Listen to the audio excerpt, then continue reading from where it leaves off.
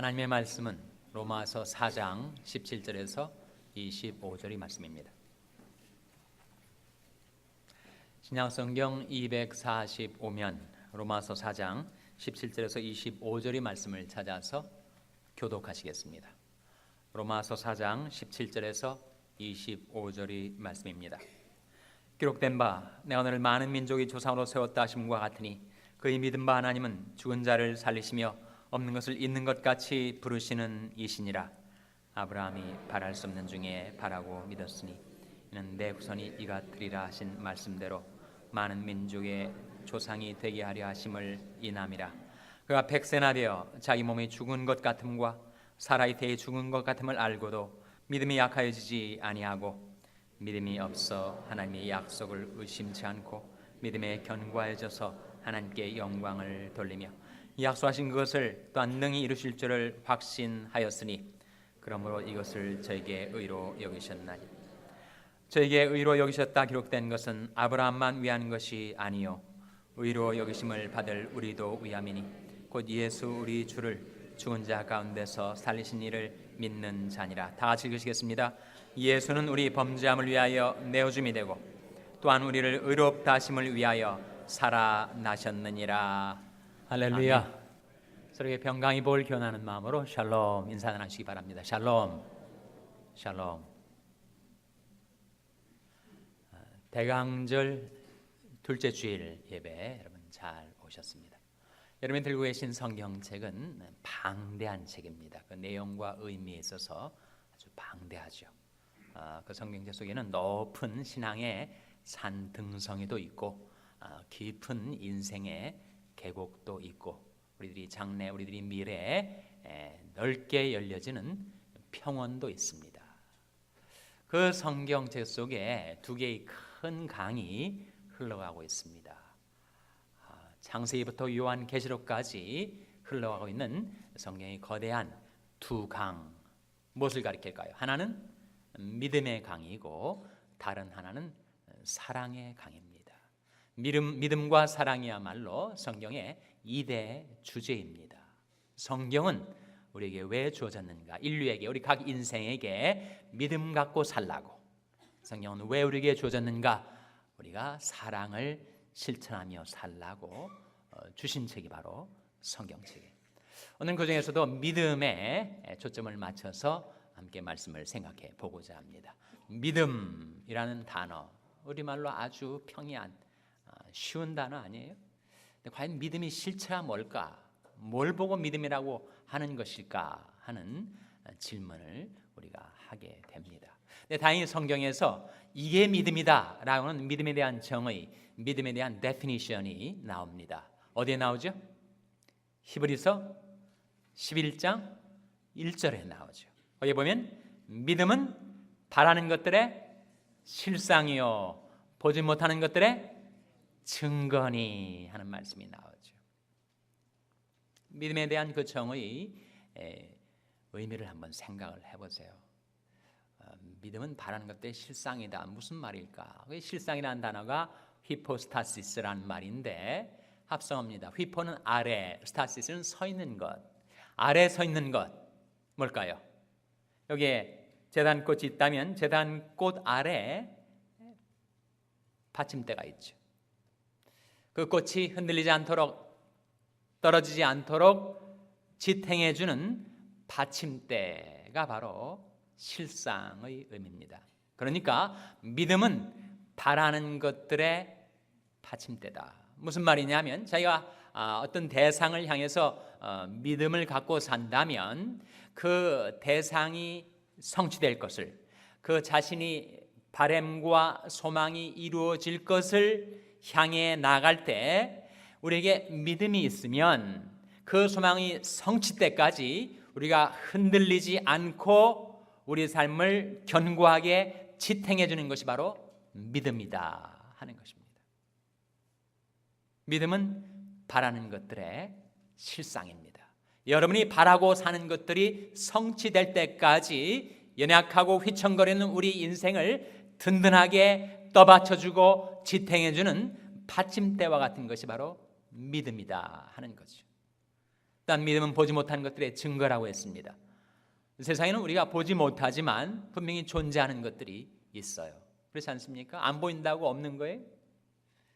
여러분이 가슴 속에 쉬지 않고 박동하는 심장 안 보이잖아요. 그건 없다고 할 수 없지 않습니까? 안 보인다고 없다고 강변할 수가 없다는 거예요. 자, 그리움이라는 감정 눈에 보입니까? 안 보이죠. 안 보인다고 없는 것이 아니지 않습니까? 그런데 믿음은 보지 못하는 것들의 증거라는 거예요. 하나님 눈으로 안 보이죠. 영이신 하나님을 우리 육안으로 못 뵙죠. 근데 안 보인다고 안 계시는 것인가? 그렇지 않다는 거예요. 우리가 하나님을 신뢰하고 믿음 갖고 산다는 것은 나의 믿음이 보이지 않는 하나님에 대한 증거란 말이죠. 천국이 과연 있는가? 죽은 다음에 인생이 어떻게 되는 것인가? 영혼은 불멸하는 것인가? 영혼은 extinction, 멸절하는 것인가? 과연 천국이 있을까? 눈으로 안 보이니까 모르죠. 그런데 내 안에 천국에 대한 소망과 믿음이 있다는 것은 천국이 장차 있다는 현재적인 증거라는 거예요. 그래서 믿음은 바라는 것들의 실상이요 보지 못하는 것들의 증거다라고 말씀하고 있는 겁니다. 구체적인 몇 예를 들어보겠습니다. 오늘 본 말씀에 아브라함이 나오는데 아브라함의 나이 99세, 그 아내 사라의 나이 89세 때 하나님이 그 아브라함 사라 부부에게 찾아오셨어요. 그리고 명년 이맘때 너에게 아들이 있을 것이다. 그렇게 약속을 하신 거예요. 지금 아들은 없습니다. 그리고 자기들이 몸의 상태가 출산할 그런 시기는 지나버린 거예요. 자기 나이가 이제 100세가 돼가고 아내의 나이가 90세가 돼서 사라에게 경수가 끊어졌어요. 아이를 생산할 수 있는 능력, 가능성이 사라져버린 것입니다.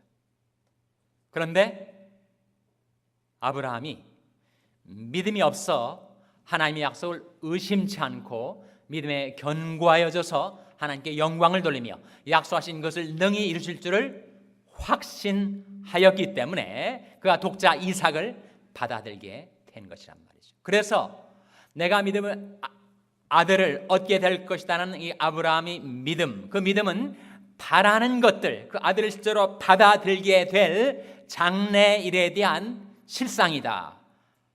그것이 성취될 때까지 그의 인생을 견고하게 지탱해주는 받침대다.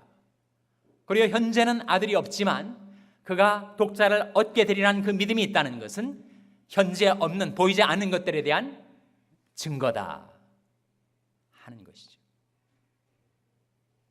또 다른 예로 혹부리 할아버지 이야기가 있습니다. 얼굴에 턱에 주먹만한 혹이 달린 할아버지가 부흥에 참석했다가 부흥 강사가 외치는 말 속에 이 내 혹이 한 달 후에 떨어지겠구나 라는 확신을 갖게 되었단 말이에요. 10일이 지나고 20일이 지나고 날짜가 지나면 점점 혹이 줄어들든지 어떻게 흔들흔들해서 떨어질 만큼 약해지든지 똑같단 말이에요. 똑같지만 이 혹이 떨어지리라는 그 안에 있는 믿음은 바라는 것들의 실상이 되어서 그가 흔들리지 않고 그 하나님의 약속의 때를 향해 나아갈 수 있게 주었고 그가 분명히 낫질 않았는데 치료받지 않았지만 그의 믿음의 눈으로 보니까 이 턱과 혹 사이에 금이가 있더라는 거죠. 그래서 이게 떨어지겠구나, 없어져 버리겠구나. 그래서 보지 못하는 것들의 증거가 되었다는 것입니다. 여러분이 경험한 또 다른 예를 생각해 보세요. 우리 샬롬 교회가 2012년 작년 5월 1일에 출범을 하였습니다. 성막교회였어요. 안정된 예배 처소도 없이 이곳저곳을 다니면서 나그네 교회 신세였습니다. 한 번은 미국 교회를 빌려 쓴 적이 있는데 본당을 내어주지도 않고 금요 모임을 그 구석진 한 방에 쓰라고. 그래서 교인들이 몰려들었지만 그 무더위에 빽빽하게 들어앉아서 부채를 붙이면서 말씀 공부를 했던 추억들을 가지고 계실 거예요. 지난 고통은 아름다운 추억이다 하는 말이 있듯이 그것이 오히려 우리 삶 속에 베풀어 주신 하나님의 은혜를 기억나게 하는 아름다운 추억이 되고 있습니다. 그때 우리 교회 가운데 정말 제대로 예배 드릴 만한 변변한 안정된 장소가 없었던 우리 교회에 하나님께서 새 성전을 주실 것이다 라는 믿음이 주어진 거예요. 우리 교인들 가운데서 하나님께서 새 성전을 주실 것이야 라고 하는 믿음과 기대를 갖고 기도하기 시작하는 것입니다.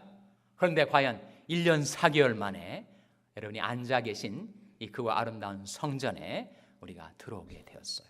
이 새 성전을 선물로 하나님께 받은 것입니다. 그때 믿음은 장차 바라는 것들의 실상이 되어서 우리가 그와 같이 정처 없이 이곳저곳을 다니면서 예배를 드렸지만 하나님께서 우리에게 새 성전을 주실 것이라는 그 바람의 성취 때까지 연약한 우리들을 지탱해주는 받침대 역할을 했다는 거예요. 그 당시에 분명히 새 성전이 없었는데 우리가 가지고 있는 그 믿음은 장차 새 성전이 주어지게 될 것에 대한 현재적인 증거가 되었다는 것입니다. 그래서 믿음이 무엇인가? 믿음은 바라는 것들의 실상이요 보지 못하는 것들의 증거라 하는 것입니다. 믿음은 우리 사활이 달려있는 중대한 문제입니다. 우리는 너무나도 절실하고 절박하게 믿음을 필요로 하는 존재예요. 믿음의 효능이 무엇일까? 믿음이 내게 있으면 내 삶에 어떤 변화가 일어나게 될까? 여러분, 우리에게 믿음이 있으면 우리는 구원을 받게 됩니다. 사도행전 16장 31절 말씀에 주 예수를 믿으라 그러면 너와 내 집이 구원을 얻으리라 하셨어요. 내가 구원받게 되는 것, 그것은 나의 의로운 행위, 나의 선행, 구제에 의해서 구원받을 만한 자격과 가치를 내가 확보해 가지고 하나님이 나를 보시고 너 그만하면 내가 너를 구원해 줄만 하겠다 해서 구원받은 것이 아니라는 거예요.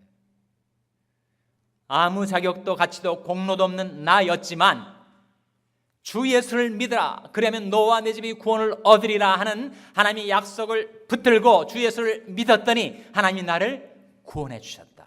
내 죄를 용서해 주시고 나를 자녀 삼아 주시고 내게 영생을 주셨다 하는 경험과 신앙 고백을 여러분이 가지고 계실 거예요.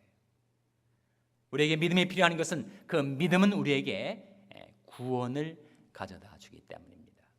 이사야 45장 22절은 구약의 버전인데 신약의 그 말씀에 대한 구약적인 버전인데 거기에 땅끝이 모든 백성아 나를 앙망하라 그리하면 구원을 얻으리라 하는 말씀이 나옵니다. 앙망이 뭐예요? 우러를 앙자에 바랄 망자.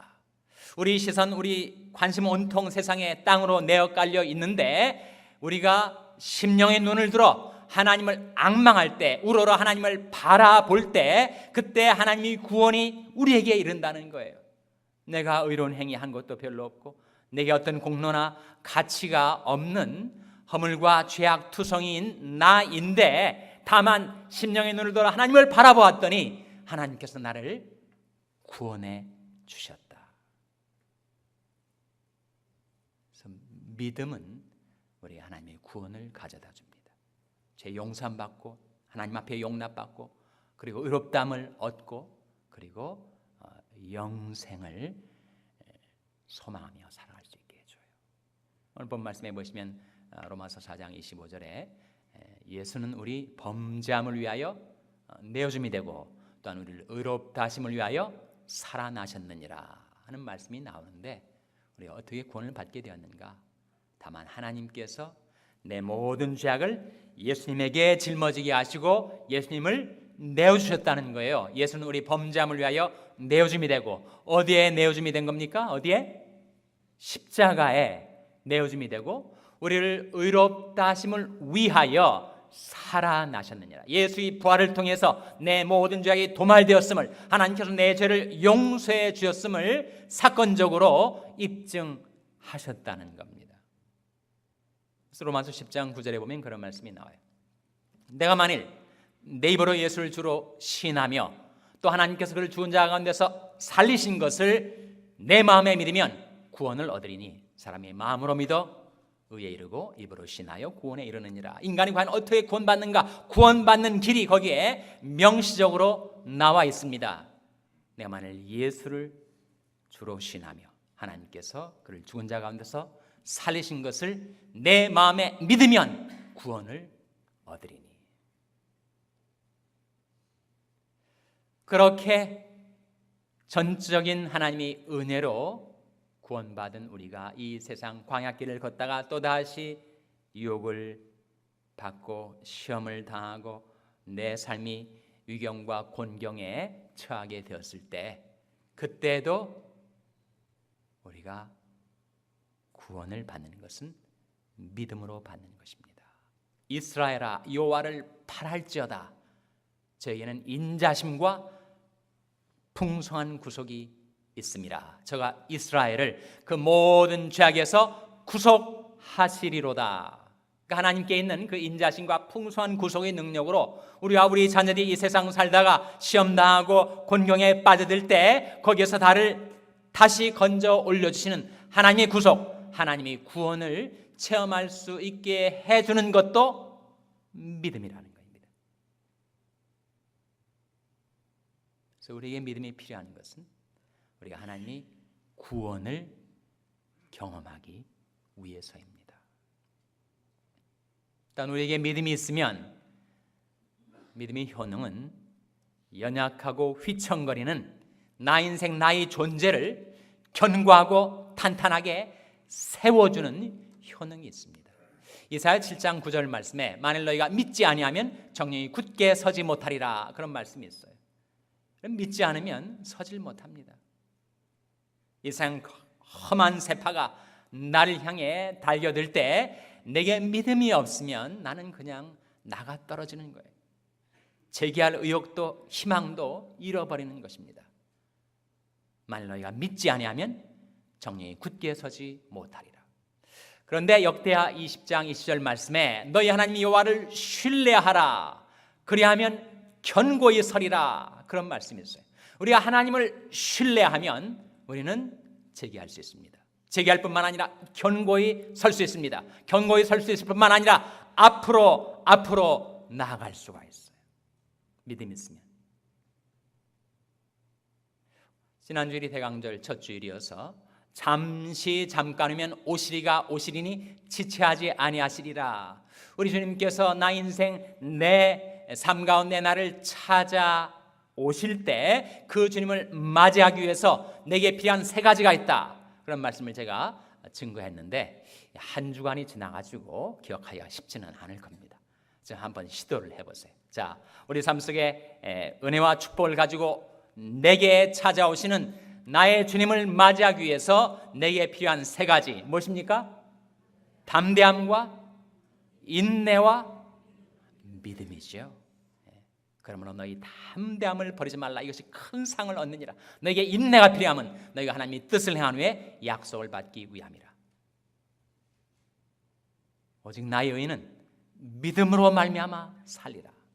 또한 뒤로 물러가면 내 마음의 저를 기뻐하지 아니하리라 하셨느니라. 우리는 뒤로 물러가 침륜에 빠질 자가 아니요 오직 영혼을 구원함에 이르는 믿음을 가진 자니라.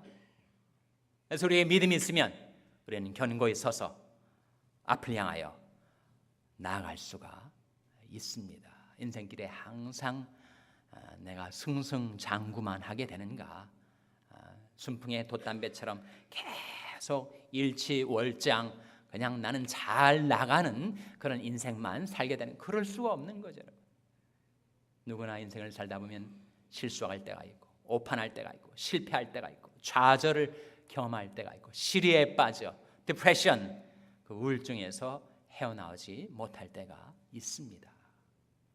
그런데 내게 믿음이 있으면 나는 재기할 수 있고 견고히 세움받을 수 있고 뒤로 물러가 침륜에 빠지는 대신 앞을 향하여 소망을 품고 나아갈 수가 있게 해준다. 여호와께서 사람이 걸음을 정하시고 그 길을 기뻐하신다니 저는 넘어지나 아주 엎드러지지 아니하면 여호와께서 손으로 붙드심이로다 하신 말씀대로입니다. 셋째로 우리에게 믿음이 필요한 이유, 우리는 믿음을 갖고 살면 하나님께 영광을 돌리고 하나님을 기쁘시게 해드릴 수가 있어요. 오늘 본 말씀의 로마서 4장 20절 21절에 아브라함의 믿음을 예로 보여주면서 그가 믿음이 없어 하나님의 약속을 의심치 않고 믿음에 견고하여져서 어떻게 되었다고요? 하나님께 영광을 돌렸다.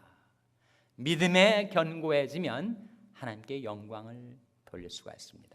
믿음을 상실하고 불신앙 가운데 빠져 헤매면 우리는 하나님의 영광을 가리우는 삶을 살게 됩니다.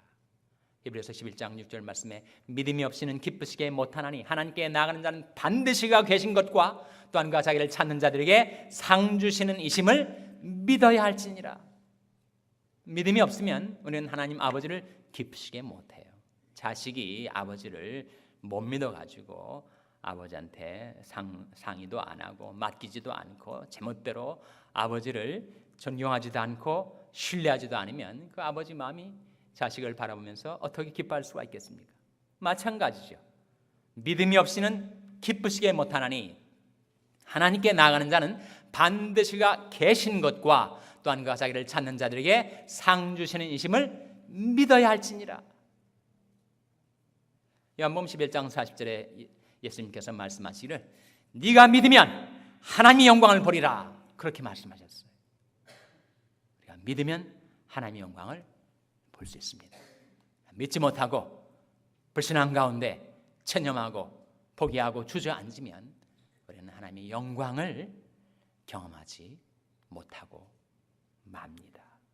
그래서 믿음이 우리 삶 속에 가져다주는 효능이 많이 있지만 대표적으로 세 가지로 요약을 하자면 믿음은 우리에게 하나님의 구원을 경험하게 해주고, 믿음은 연약한 우리의 인생을 견고하고 탄탄하게 세워서 앞을 향하여 나갈 수 있게 해주고, 믿음은 우리로 하여금 하나님을 기쁘시게 하나님께 영광을 돌리며 살 수 있게 해줄 뿐만 아니라 믿음 갖고 사는 자들은 하나님의 영광을 보게 된다고 말씀하고 있습니다.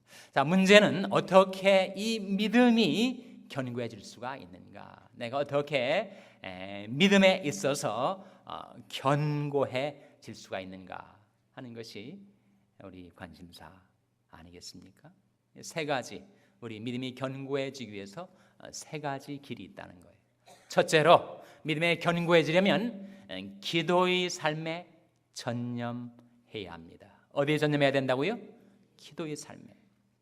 누가복음 18장에 보면 예수님께서 항상 기도하고 낭망치 말아야 할 것을 비유로 말씀하셨어요. 그 비유가 무슨 비유죠? 바로 과부와 악한 재판장의 비유예요. 한 마을에 과부가 있었어요. 억울한 일, 원한이 있었습니다.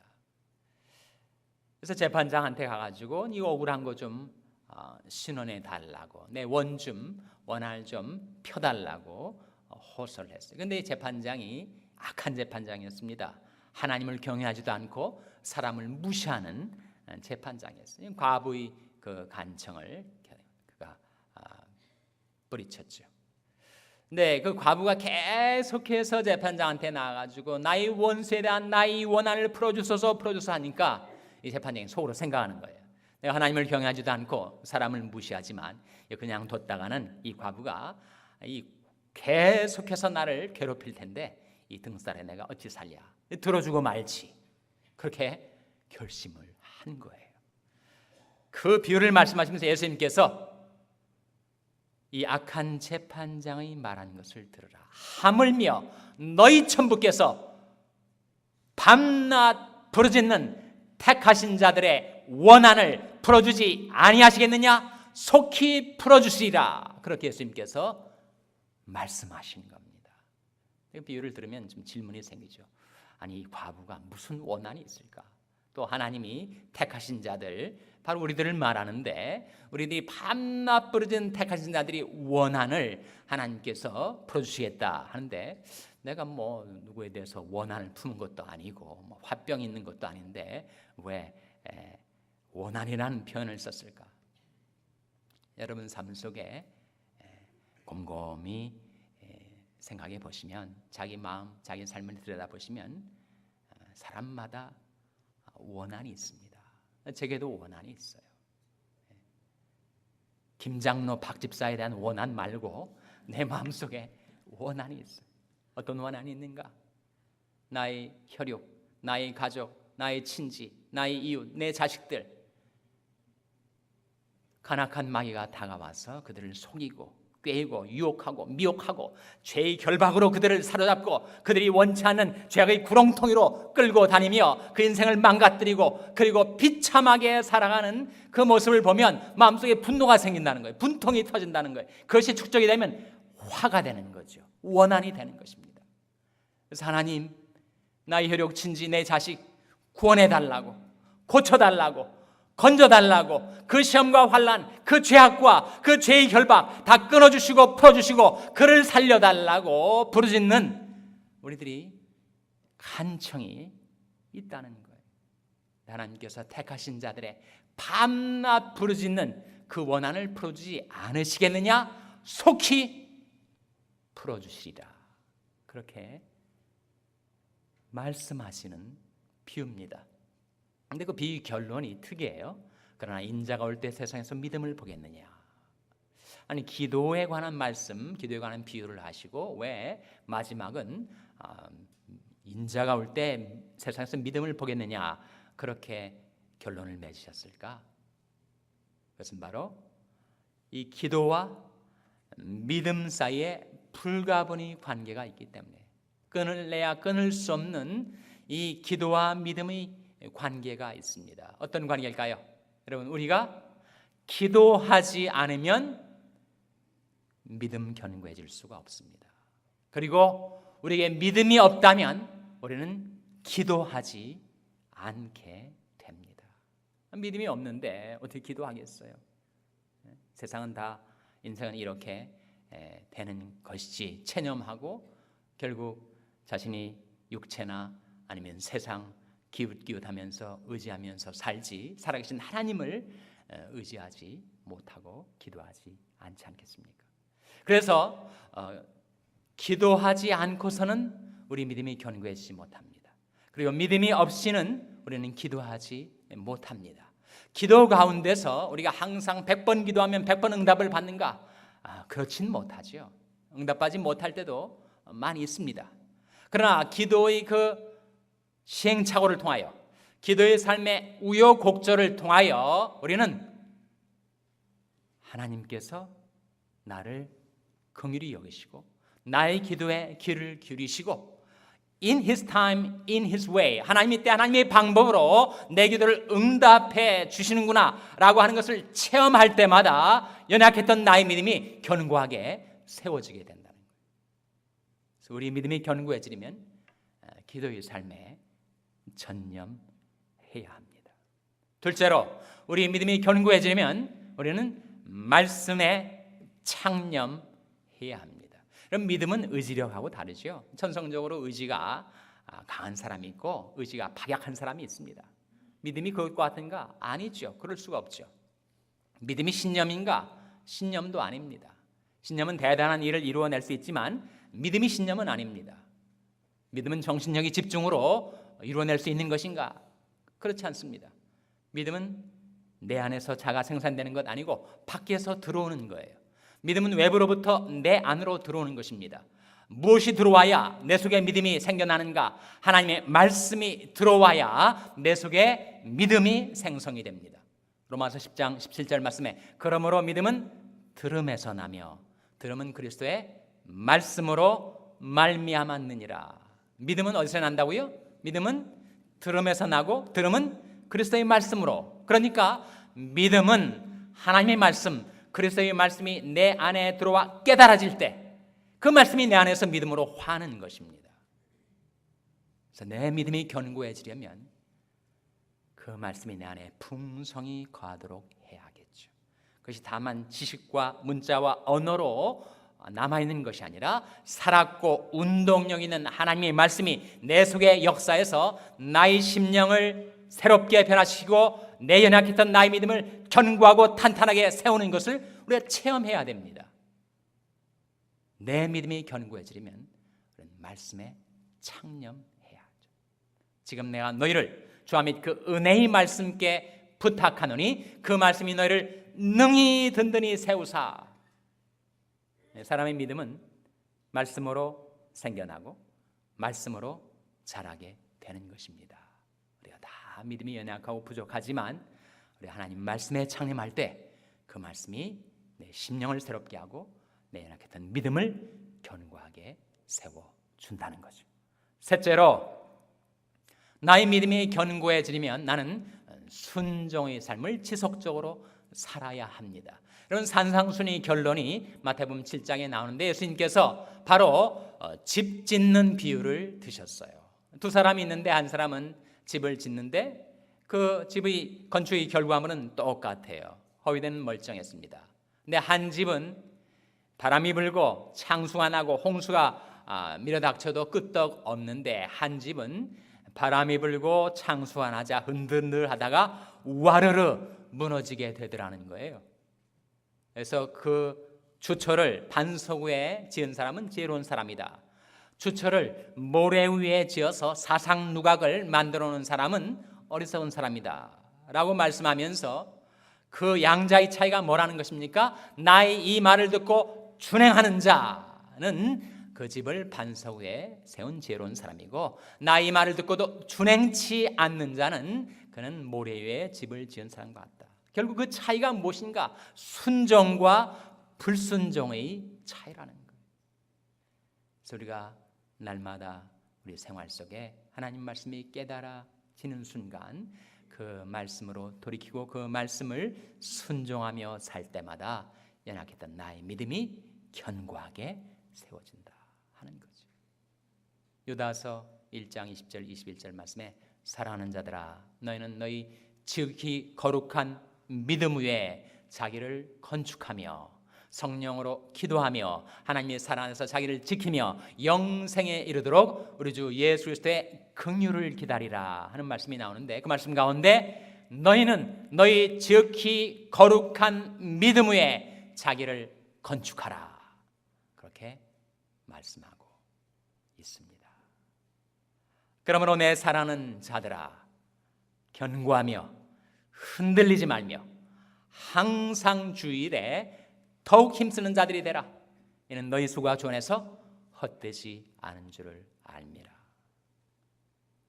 깨어 믿음에 굳게 서서 남자답게 강건하여라. 너희 모든 일을 사랑으로 행하라. 연약했던 나의 믿음이 어떻게 견고해질 수 있는가?